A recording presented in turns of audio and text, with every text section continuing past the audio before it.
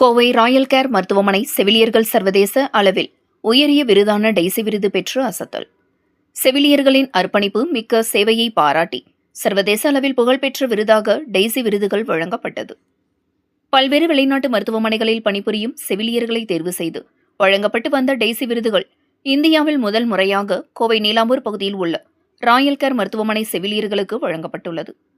பல்வேறு சர்வதேச தரச்சான்றிதழ் மற்றும் அங்கீகாரங்களை பெற்றுள்ள ராயல் கேர் மருத்துவமனைக்கு கூடுதல் பெருமை சேர்க்கும் விதமாகவும் இந்திய செவிலியர்களை சர்வதேச அளவில் அங்கீகரிக்கும் விதமாக நாட்டில் முதல் முறையாக கோவையில் செவிலியர்களுக்கான டெய்சி விருது வழங்கும் விழா நடைபெற்றது.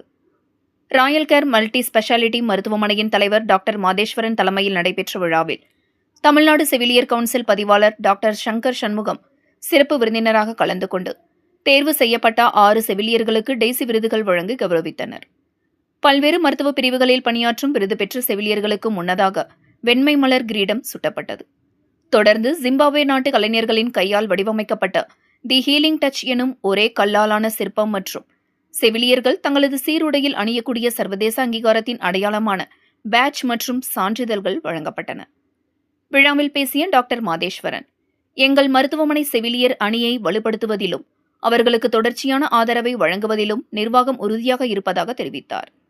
நோயாளிகளை முழுமையாக குணப்படுத்துவதில் செவிலியர்களுக்கு முக்கிய பங்கு இருப்பதாக தெரிவித்த அவர், புகழ்பெற்ற டெய்சி விருது பெற்ற செவிலியர்கள் வரும் காலங்களில் ராயல் கேர் மருத்துவமனையின் வெளிநாட்டு நோயாளிகள் மருத்துவ பிரிவில் பணியாற்ற வாய்ப்பு வழங்கப்படும் என தெரிவித்தார்.